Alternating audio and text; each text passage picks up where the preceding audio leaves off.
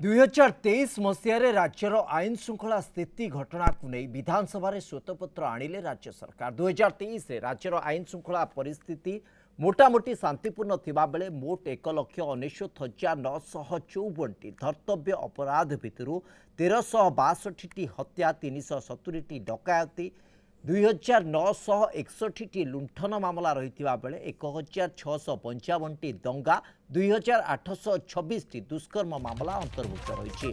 श्वेतपत्र तथ्य को नहीं प्रतिक्रिया रखिंट उभय शासक एवं विरोधी। बीजेडी कही श्वेतपत्र कहूँ नवीन सरकार शासन केते स्वच्छ थिला, राज्य में बढ़ुवा अपराध उपरे नियंत्रण आनिबा को दाबी कला कांग्रेस। बीजेपी कहला पूर्व सरकार में बढ़िथिबा अपराध उपरे नियंत्रण आनिबे मोहन सरकार, अपराधी विरोध में दृढ़ कार्यानुष्ठान हब।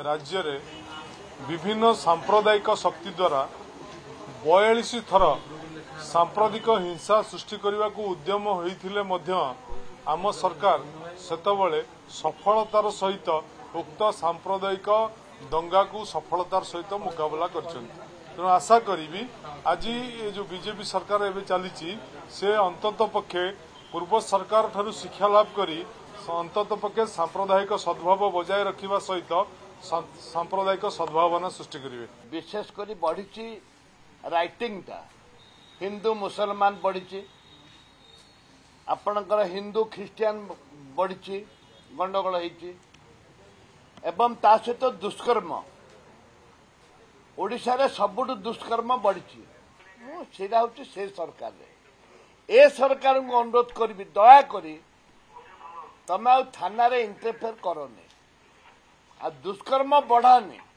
पूर्वतन मुख्यमंत्री बा आजिर विरोधी दल नेता ए श्वेतपत्र को प्रकाश पढ़िला परे से कहि परिबे तांकर शासन किभଳି स्वच्छ थिला, किभଳି भाव में क्राइम मुक्त थिला। तेणु ए घटना आज स्वराष्ट्र विभाग पक्षरु श्वेतपत्र प्रकाश कराई। आमे चेष्टा करुचु एवं आमे बारंबार योजना मध्य करुचु जे यशस्वी मुख्यमंत्री मोहन माझी सरकार रे अपराधिक तत्व कमिबो एवं दृढ़ एक्शन नियाजिबो।